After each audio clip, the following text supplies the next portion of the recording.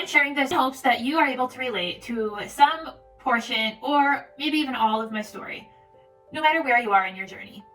And I'm not saying that what was right for me when it came to leaving my corporate career will necessarily be right for you, but my hope is that you are able to take some or all of what you hear in my story and apply it to your own situation to make whatever choice is best for you in your own journey. Stick around until the end of the video to hear about the spiritual awakening portion of my experience. I talk to dead people, dead animals, and living people and animals psychically for a living. This is not where I thought that I would be as a little girl. Truthfully, I don't even know what I dreamed of as a little girl. All I know is that becoming a psychic medium, working as a psychic medium, or even going to a psychic medium never even crossed my mind. As a little girl, I had so many thoughts and ideas of what I wanted for myself and what I wanted for my life, but I had no real vision. I didn't really know what I wanted because all I knew was what other people wanted for me. Nobody ever taught me about happiness. And honestly, I think that's something that's severely lacking for many of us. Being taught to measure the happiness that comes out of our decisions and our goals. Or even being taught to determine if we're putting the happiness of other people before the happiness of ourselves. Or if we're living our lives in an unbalanced manner. Many of us aren't taught to think about these things. I'm not saying that we should live life irresponsibly and just throw caution to the wind tomorrow. What I'm saying is that many of us have been raised with a very skewed vision of society and a very skewed vision of what life really should or can be like. Life should and can be so much more than the cycle of sleeping, waking, working, eating, and repeating. Or being born, going to school, working, retiring, and dying. I hate to be frank, but if we're being honest with ourselves, and we put it in layman's terms, that's what many of us have been conditioned and taught to view as the cycles we're striving for. Going back to the definition of success that I was taught and ingrained with, I remember at one point as a teenager, I had an aspiration to become a hairstylist. I really wanted to do that. And I was told that was absolutely unacceptable. That hairstylists do not earn enough money, that would not fit the mold or definition of success that I was being pushed towards, or that I would not be happy as a hairstylist. And I was told to let go of that immediately, and that simply was not an option for my life. Again, other people's wants for my life, right? I grew up not really knowing what I wanted. I grew up knowing what other people wanted. And I'm not blaming them. I'm not blaming other people for this.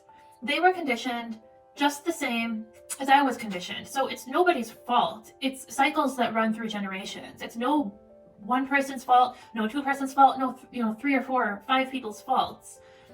But that doesn't mean that it needs to continue. I knew that the path I was on, or the path I was being put on, didn't feel right. So when I graduated high school, I wanted to take a year off to try to figure things out for myself, to try to figure out what I wanted. But that was not acceptable. That was not an option for me. I had to go to college immediately. I was only 17 when I graduated from high school. I was almost 16 when I graduated, but thank goodness that did not happen. I hated college so much. Oh my gosh, I did not like it at all. Looking back on it, I disliked college so immensely because I did not have a goal that I myself was working towards. I've since learned that internal motivation comes from having an internal drive towards a goal that you yourself have created. If you don't place an emphasis on your own goal, you're obviously not going to feel motivation towards it. So when you are given a goal that you yourself are not invested in, you're not going to feel motivation towards that goal. And that is the space that I was in when it came to college. Essentially for me, college was a continuation of childhood, even though I was technically in adulthood. I was not motivated to live out goals that did not belong to me.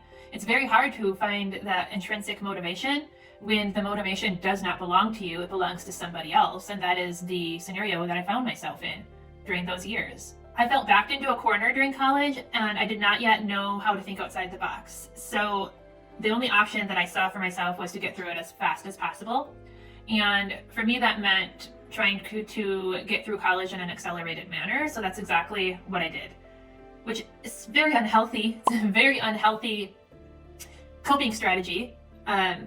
which many of us fall into in different forms, but that's what I did. So that for me, that came in the form of literally needing to petition the college board and tell them why I should be allowed to take more than the maximum allowed course load per semester in order to be able to graduate early. So that's what I did. I had to literally pitch them to be allowed to take more than the maximum course load, and they ended up approving it. So that's what I did. I don't even remember the number of courses I took those last few semesters. I think I took like 7 or 8 courses at one point per semester. I took summers, I took winter semesters, and I was also working 2 jobs. I think for a while I was working full-time combined. I was working a lot. I don't know how I slept. I don't know how I functioned during those years, but I did it. I graduated with a degree that I never really truly wanted. I graduated with a bachelor's degree in organizational administration and a minor in communication. What is organizational administration? A lot of people have never heard of it. It is basically a business degree with an emphasis on leadership and management of small teams and groups. So basically a business management degree with kind of fancy wording. It's to prepare you for leadership in business, which WTF, what the hell was that all about? I don't even know. At the same time, I was engaged to be married. At the same time, I was engaged to be married to somebody that I didn't actually want to marry. And who I knew wasn't the right person to marry, and who I knew I didn't want to be married to. This time in my life, I literally told myself things like, you can just do this, Mary. Or, you can just do this for the rest of your life, Mary, meaning the marriage. Or, you can just sacrifice, Mary, or you can just put up with this, Mary. I would literally tell myself those things to coach myself. And I felt like I had to go through with the marriage because I felt guilty letting other people around me down. I felt guilty because there were deposits being placed on wedding stuff, and I felt guilty disappointing others just in general. If you're seeing a theme about guilt here, a theme about an emphasis on, the value of money, but mostly a theme about guilt, you're not the only one. Essentially, I felt like I would disappoint everyone around me for various reasons if I didn't go through with it. If I didn't go through with the marriage after I had recently graduated with a degree that I got for the sake of not disappointing other people around me because I needed to make them happy. We had a baby right away and separated after under 2 years of marriage. I became a divorced full-time single mom. This is also the time that I went back to graduate school to get my master's degree in business administration. This was probably to overcompensate for the perceived disappointment that other people were, seeing in me from the outside regarding my life outcome or decisions or whatnot. I don't know that I actually wanted a graduate degree. Looking back, and even in the moment, it was sort of like a whim decision. I think it was honestly an overcompensation of sorts. But that's the timing of that. Anyway, after having had graduated the first time with my undergrad, I had gotten a job with a local manufacturing company, and I had stayed there for 7 years. And to say that the company was internally dysfunctional and toxic and culturally unhealthy internally would be an understatement. In the 7 years that I was there, I think I had like 8 bosses or 8 people that I directly reported to, one at a time. So that right there should tell you something. But I did stay there for 7 years. It was my first lesson in corporate work environments, with hundreds of many lessons that I experienced at that company along the way. Like I said, to say it was a toxic work environment would be an understatement. A large second lesson would have occurred when I resigned from that company at one point during the 7 years, and I had accepted another position elsewhere. And when I resigned, I told them I had accepted the other position elsewhere. I was gaslighted and guilted and offered more money to stay. So ultimately I caved, or I accepted to stay. And when I called the company that I'd accepted the job at, the HR director who had offered me the position and who I'd accepted with literally yelled at the top of her lungs at me over the phone and then hung up on me. So that right there, can we say parallel lines? So, it's like if there are 2 bullets coming at you from 2 different directions and you can only avoid one, which one do you avoid? So if we're talking about corporate work environments, I mean, we're talking about two likely equally toxic ones there. I probably would have been walking into a similar environment in that scenario. That was a second lesson or a red flag about how other companies would likely be. The grass isn't always greener, right? When I did finally leave that first company, I was working as a logistics analyst. Essentially, it was my job to pull data, compile it, compile it into usable formats, make it look pretty, analyze it, glean information from the data, and then report out on it into pieces of information that were actionable, such as actionable items for inventory levels and actionable items for various departments was what my essential job functions were in a nutshell. So when I left, I didn't hate what I was doing. It was more so the corporate culture that drove me to leave that particular position. So I accepted another position at another company. So not the one where I'd gotten hung up on, but a different company in supply and demand planning, which was very close to what I had been doing prior, but in a much wider scope, much wider scale, ended up being much wider than I had ever anticipated. But I took the job with the understanding that I would be responsible for calculating the company's reorder points, which are essentially when an item or a raw materials inventory level drops below a certain number of pieces, it triggers the company to either order more or produce more. So it functions a lot like safety stock. And in today's day and age, especially, it is very important that a company wants to run as lean as possible on inventory while also back ordering below a certain percentage also. So it's very touchy, right? Your reorder points or your safety stock, you want to have them just right to ensure that you're keeping as little inventory or as little capital on hand while still serving your customers as close to perfect. Most companies don't strive for 100% fill rates. They strive for less than 100, but you don't want to you don't want to miss your goal. So say you're striving for 95% fill rates, meaning it's okay to back order 5% of the time. You don't want to drop below that. So it's very touchy. And this company had multiple production facilities and warehouses internationally as well. So, and I was going to be the only one handling that task for the entire company. So I knew it was going to be a big job to get my arms around. So that is what I entered in with the understanding I was going to be handling. When I actually got into the position, it was much, much more than that. It was all of what I just described by myself, plus sales, inventory, operations planning, SIOPs, creation, which had never been done before there, management upkeep, reporting out, going to meetings on them, back order analysis. I had international warehouse replenishment order management and planning by myself, other analytical reporting I had to handle by myself, and a multitude of other tasks that were under my umbrella as well, by myself. On top of that, while I was there, the company kept buying up other organizations, other businesses. It kept processing acquisitions, bringing on hundreds of thousands of other SKUs and items, which fell under my calculation, my job responsibility, my umbrella. But I didn't get other people to help me. It was still just me. So the job really got to be like, if you think about a water balloon that you keep filling with water and water and water and water, but miraculously the water balloon is expected not to burst no matter how much water you put into it. That was my position. About a year after I started, I stumbled upon this presentation that had been created by the man who had been in my position prior to me. And it was a presentation that he had created that was meant to persuade his position, now my position, as being split into 5 positions. I don't know if he ever gave the presentation to anybody or if he only created it and then maybe they chickened out and never gave it. But nonetheless, even if he did ever give the presentation, obviously it never happened. It was never accepted because obviously the position was still just me, one person. And I found out months after I started working there and had taken the position that he had left the job. The reason that I had gotten hired, the reason that the position had been vacant is he had quit and left to go drive semi. So it's essentially kind of the equivalent of quitting to talk to dead people.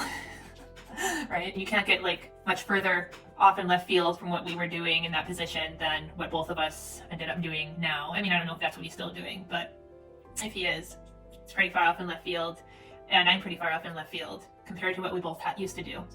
I forgot the best part, and I want to include this because I'm hoping to find a GIF. I'm hoping to find an Office Space GIF to put in here. But when I was hired, they had ran out of office space, and they're like, So this is going to be temporary, which it ended up not being. The whole time I was there, which was, I think it was 3 years, a little over 3 years, 3.5 years, something like that. We ran out of office space, so we have to put you in the basement for now. So my office was literally in the basement, just like the guy with the red stapler from Office Space. All that was down there was some hardly ever used conference rooms. They were like the reject conference rooms, the kind that people only use if all the other conference rooms at a property are already reserved. Then there was a lady next door who worked like 10 hours a week, so she was really never there. And then my office with obviously no windows. It was the basement, horrible fluorescent lights. It was like this cement, dingy, dungeony basement that smelled like mold all the time. And it was just me. And it was in the corner. It was in the corner of the basement. Normally, like, I tried not to let it bother me because I'm an introvert, so normally it was kind of okay, but I'm not gonna lie, it was hard to motivate myself down there. I mean, I was totally by myself, and if I had $1 for every person who would come down to see me, because they needed something or we had a meeting or whatever, and they would say to me, why did they put you down here? Or how can you stand it down here? I would hate it down here. Or when are they going to move you out of here? This is horrible. I would probably be able to work for free right now. People would say those things to me constantly, but I don't know. I just thought that was funny because I always thought to myself, I should have a red stapler. Still, I stuck it out. At the time, I thought to myself, this is life. Like, this is what there is to life. And my career, like, it was a good job. I didn't make peanuts, and it wasn't entry level. I had a lot of responsibility on my plate, and I did have pride for that, and it was a good corporate job.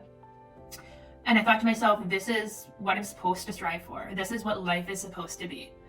And I wasn't spiritual at all at the time, so I didn't know anything different. I didn't know that even though I was unhappy, even though I was depressed, even though I hated going to work every morning, I didn't know that that was not the way that I was supposed to feel. And then I got pregnant with my second child.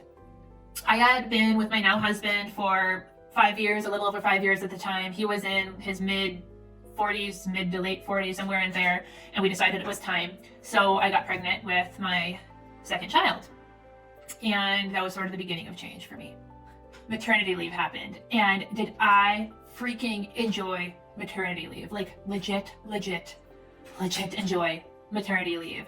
Despite the newborn fog, the newborn stage, it was heaven on earth. My mind was more clear and free than it had been in my entire life. It was like nothing I'd ever experienced before, ever. And this had nothing to do with it at the time, but also 10 days after my second son's birth was my very first experience ever with a psychic medium. My mom had asked me to go and see a local psychic medium, gallery style, and we had tickets. And my son had actually been 7 to 9 days late, which is why it ended up being so close to his birth. So 10 days after he was born, we went to this gallery show and saw this psychic medium, and we ended up actually getting the very first reading. We hadn't been guaranteed a reading, and we ended up getting the very first reading that night. And my grandma came through and had actually validated through some really cool evidence that she had been with me that very day, actually right before I had left for the show. And it was amazing and comforting, and I loved every second of it, and it also really freaked me out at the same time. While on maternity leave, I got this itch that I just couldn't scratch. I ended up telling my now husband that I just couldn't do it anymore, that I could not go back to living the life that I've been living before. It was like my body and my mind and my psyche, everything about me had experienced the freedom and clarity that I had never experienced before. And it's like I felt so drained from living that life that I've been living for so long in my corporate career. And I told him, I'm like, I cannot do this corporate, I hate to say this, but I can't do this corporate BS anymore. That is what it felt like to me. I know it's not like that to everybody, but I'm like, I cannot do this corporate BS anymore. That's what it was to me at the time. And I told him, I'm like, something has to change. Something has to change for me. I cannot do this anymore. I had been burning the candle at both ends, and I had not been burning the candle at both ends for me. I was tired, and it was not newborn stage kind of tired. I was tired in my life. I was tired in what I now know is my soul versus my my actions and my thoughts being misaligned, and I did not want to live like that anymore. My now husband had never worked in corporate life, so he didn't totally understand it, but he supported it. So he said, okay. And he supported me. He kind of left a lot of the decision making up to me, but he supported me. We both knew that I couldn't just quit without some kind of plan or without some kind of income. I still needed to bring in some sort of income, some sort of money. I was the main breadwinner. I earned a very good salary and I carried the health insurance. So there had to be some kind of plan put in place, but he did support me. So I crunched the numbers of what I actually needed to live. I didn't care so much about what I wanted to make, more so about what I needed to make. So I crunched those numbers, including what I would need to live, plus pay for private health insurance, which I also started shopping for. I'm very grateful and thankful for the fact that I guess I should say my husband and I both, prior to meeting as well, were both always the types of people that lived way below our means. So as a result, when we came together as a couple, we lived way below our means as well. So I made good money. I made a good income in my corporate career, but we didn't live like we made what I made.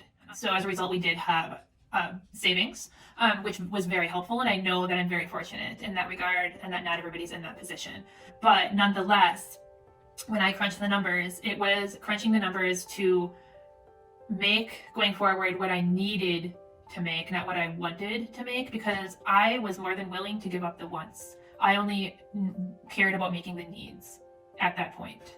I started researching part-time work. I didn't really know what I wanted. Did I want any old part-time job, in-person part-time job, remote part-time job? This was at a time when remote work was a lot more unheard of than it is today.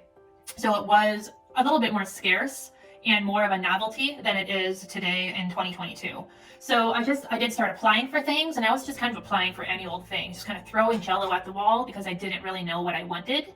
This probably goes back to the younger version of me who never really had time to figure things out and who really never really knew what she wanted to begin with. This version of me didn't really know what I wanted either, but to be honest, I was okay with that because I did know that whatever I took was going to be transitory and that it didn't need to be permanent. This was more so a means to an end or a means to leave my corporate career. It wasn't I'm going to jump, feet first into this and I'm going to be doing whatever I take for the next 5 years or even the next 18 months. It was more so a means to pay the bills that are the needs. So I wasn't super concerned with what I wanted, just that I wasn't going to take something that was going to make me absolutely miserable or be horrible schedule-wise for myself and my family.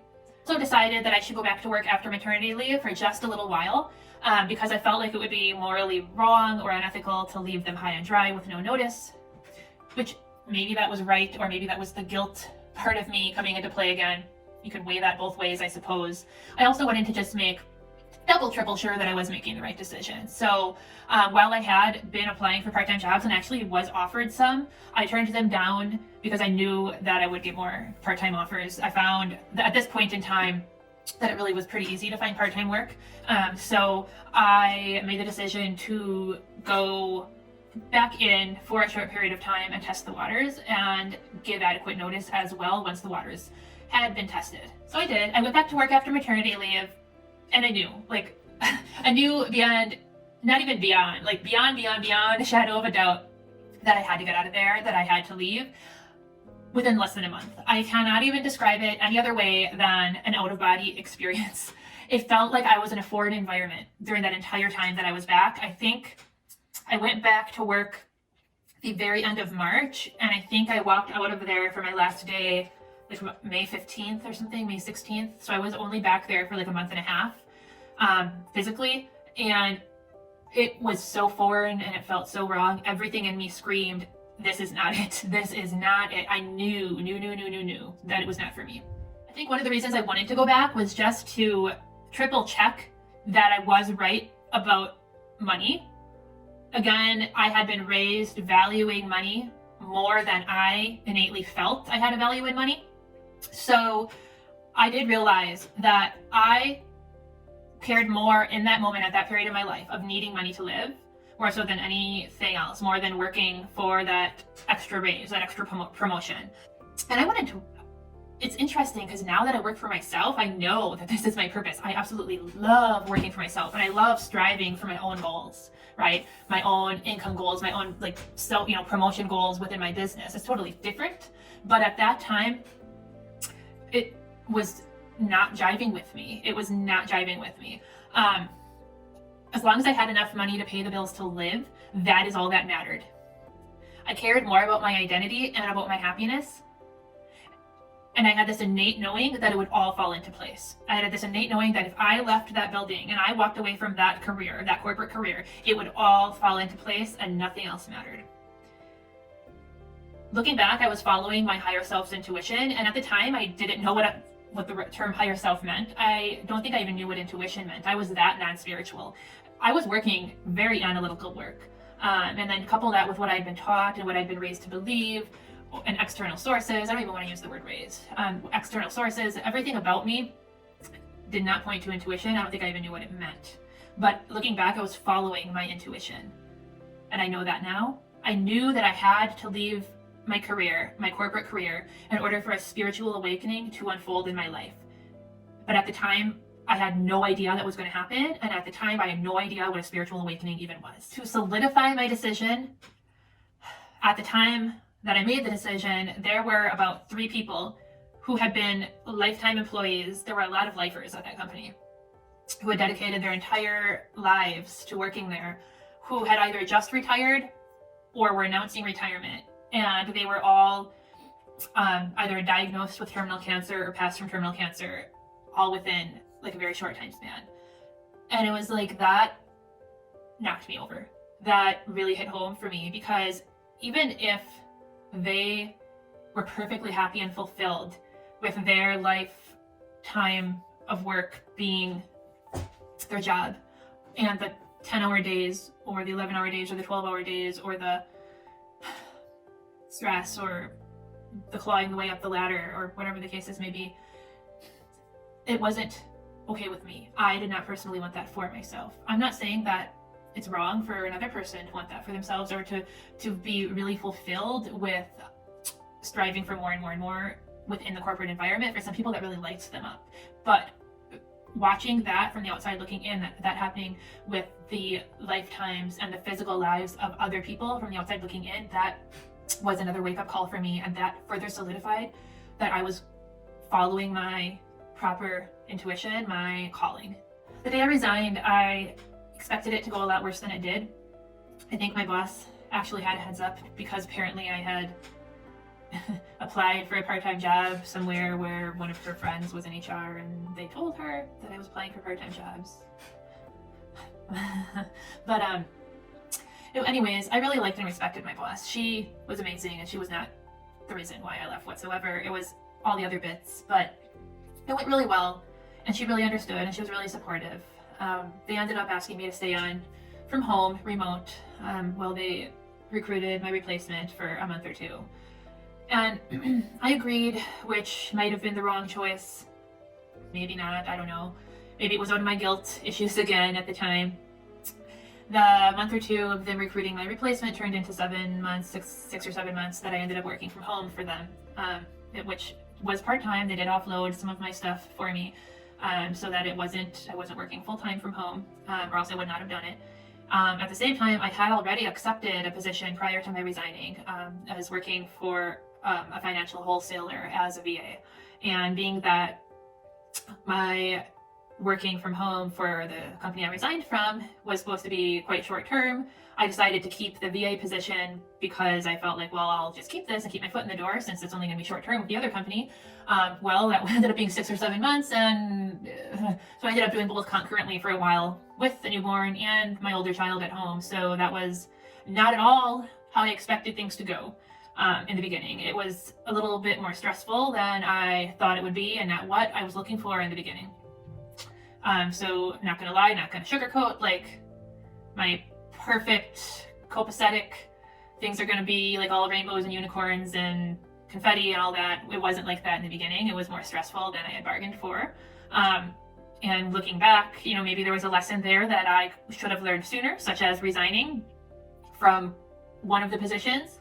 but maybe I did not do so out of guilt or out of fear of money. You know, one of those lessons that I've since learned, maybe I should have learned it earlier, right? We're all on this journey. It takes us a while to get there at times. But that is what occurred in those early months, those first 6-7 months of walking away from my corporate career. It was still much less stressful and like a breath of fresh air in comparison to my prior life though. And I did not regret it one iota, one single bit. Walking away from my corporate career was the best, absolute best thing I've ever done in my life, besides my kids, of course. I don't regret it for a second, and I would never go back. I would never go back to corporate life, never, ever in a millisecond. I would think outside the box times a million and find some other alternative before I personally would ever go back to corporate life. I'm not saying that that is right for everybody. That's no judgment towards anybody who does. Everybody has their own path towards happiness and their own, you know, scenarios and details of what personally lights them up and brings them happiness. And that is the key here, right? We each need to find what makes us happy. And corporate life is not it for me. I cannot do it.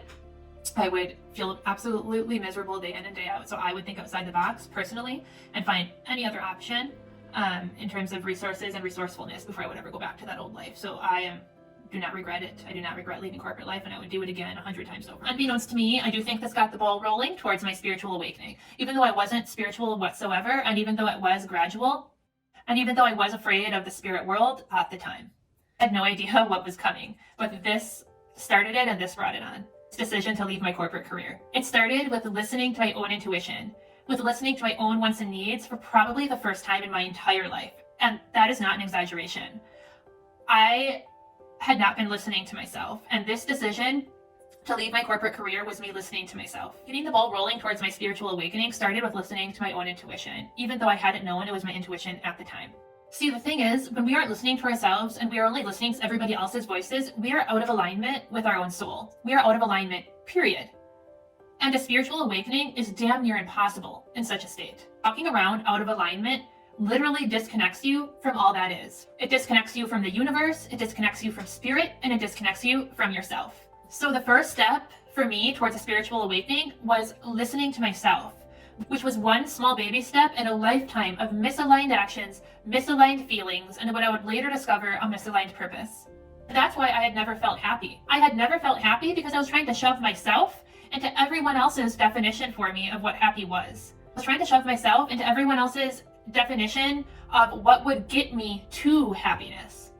Everyone else's definition. And I was trying to align myself with that, rather than determining my own purpose and aligning myself to that, setting goals in alignment with that, and achieving happiness through that. If this video spoke to you, please go ahead and like, subscribe, and turn on the notifications. I do post videos weekly, mostly on the subjects of spirit, mediumship, the afterlife, and my passion, which is helping everyday people connect to their loved ones on the other side, as well as their own intuition. Until next time, much love. Bye.